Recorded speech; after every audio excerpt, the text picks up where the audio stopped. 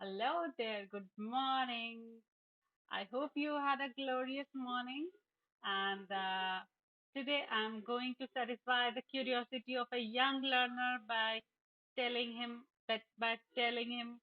about a famous playwright, William Shakespeare. No, you might have heard about William Shakespeare. He was one of the famous playwright. He was also known as the Bard of Avon, right? And he has written many plays, right? He has written many plays, including Macbeth, Othello, King Lear, um, Hamlet, Romeo and Juliet, and many other tragedies, right? And these belong to the genre uh, tragedy, right? These are his famous tragedies, right? Okay, so let's have an insight into this particular play, Macbeth, right? And it was written during 11th century, and the setting of the play was southern.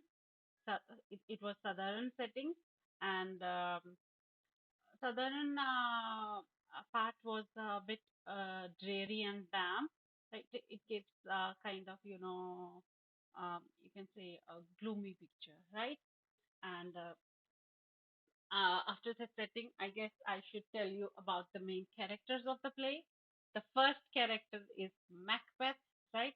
The protagonist of the play. The second is the Banquo, and then Lady Macbeth, and then the three witches. They are the most important part of the play. They are the key element of the play. Then Banquo, I told you already, and then Macduff, who is the hero of the play. Then King Duncan, and Malcolm and Donalbain, Fleance, the murderers, and Lady Macduff. Right now, Banquo's son's name is Fleance, and Malcolm and Donalbain are the sons of this King Duncan, right? So in the what happens that in the first two acts, right? Since I'm giving you the introduction, so I'll tell you a bit about everything, right? So the King Duncan was killed in the first two plays, right? He was the King of Scotland. He was the King of Scotland, right? And in the what happens next, right? Now, later Macbeth becomes the king, right? And uh,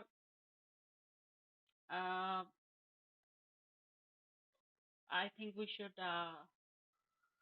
talk about the setting as well. What happens that during the beginning, at the outset, what happens? The witches appear. I told you that witches are the most important element in the play. So they made some prophecies. They made some prophecies, and Banquo and Macbeth, they were coming from the war, right? And they met the witches, and when they met the witches told them, right, about their future. So the witches prophesied about their future, and the prophecies of the future of the witches were contradictory in nature, right? Like she said that the witches said that the king, um, Macbeth would become the king, but he would be he won't be happy. He would be lucky, but he won't be lucky. He would be fortunate, but he would not be fortunate, right? So, kind of, dubious statement. And the king, they told the king that you would become the king, but your lineage, your progeny would not be able to access the throne. Your generations would not be able to enjoy the kingship, right? And on the other hand, they told Banco that your lineage, your progeny, your generations would become the uh, become the uh, become the they would ascend the throne, right? They would have the uh, access to the throne, right? So, and what happens? Although Banquo and Macbeth, they were friends, they knew each other very well. But still, Bank Macbeth becomes worried, and he uh, begins to think about how to get Banquo killed, right? So the prophecy of the witches overpowers him and or influences him, and he begins to think otherwise, right? So this is how the plot develops, and then he hired the assassin Macbeth, who wanted to become a king. He does not actually enjoy the kingship. What he does, that he hires the assassins and he gets Banquo killed. Not only he got the Banquo killed, but he tried to get his son Fleance also killed. But somehow Fleance escaped the sad fate, and was not he was not visible in the anywhere in the play afterwards, right? And so this is how the Macbeth, the Machiavelli character, how he changes into a Machiavellian. Machiavelli is a person who undergoes negative, who shows negative tendencies, who indulges in all kinds of trickery, deceit, unscrupulous, dishonesty, unscrupulous behavior, or dishonest behavior, and he shows all those, right? But at the same time, he also undergoes a change in himself. Like he loses touch with his real being.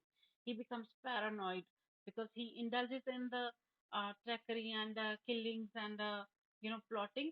So he also loses control over his mental well-being, and he becomes to see the ghostly apparitions when he was at the dinner table, when he was enjoying the feast.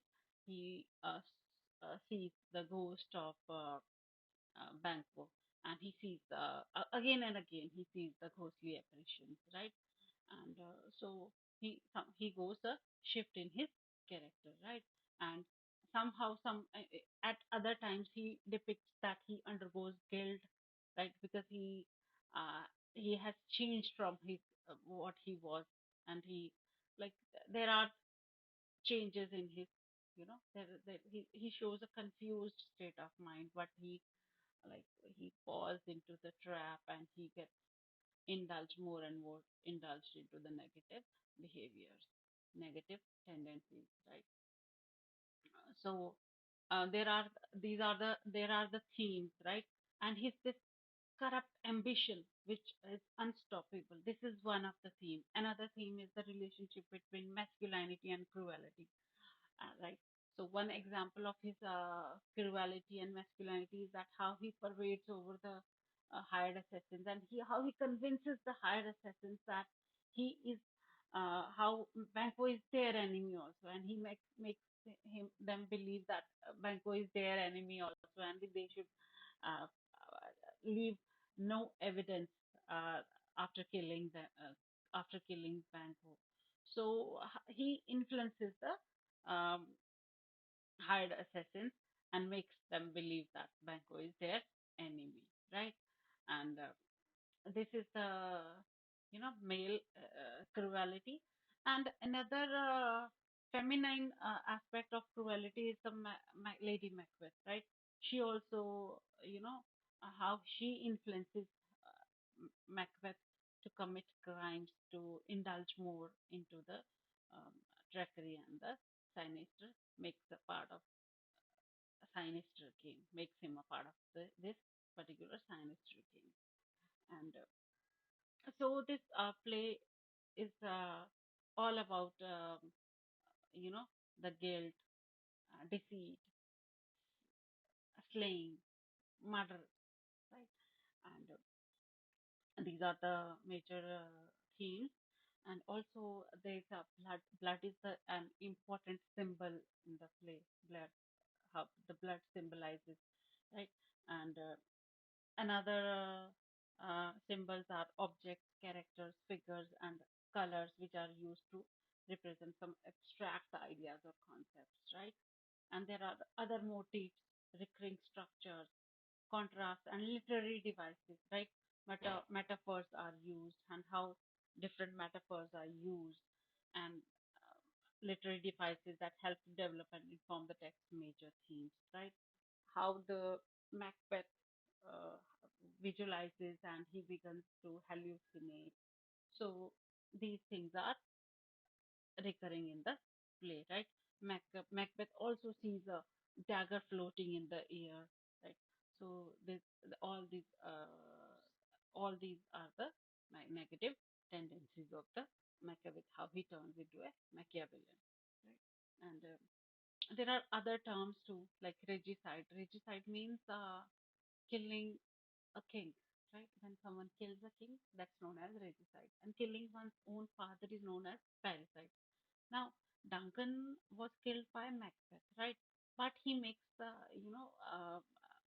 he accuses Duncan's own sons, right, Malcolm and Donald Webb, and blames them of parricide, right? Though he himself was a regicide as he killed Duncan himself. So moreover, in the play, he's doing soliloquy, right? Internal monologue, internal conflict, internal monologue when he talks to himself, and that's known as soliloquy. So these are some of the introductory things which one should know before delving deep into the play, right? So I hope you enjoyed the session. And in case I know there is always a scope of improvement, so I would love to have your feedback and just contact me if you want customized lesson plans. I'm all available. I'm available for all the students.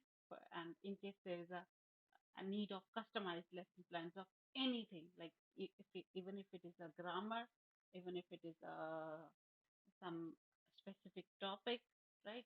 Literature topic or anything else, just contact me. Okay. So bye bye. Take care. Thank you.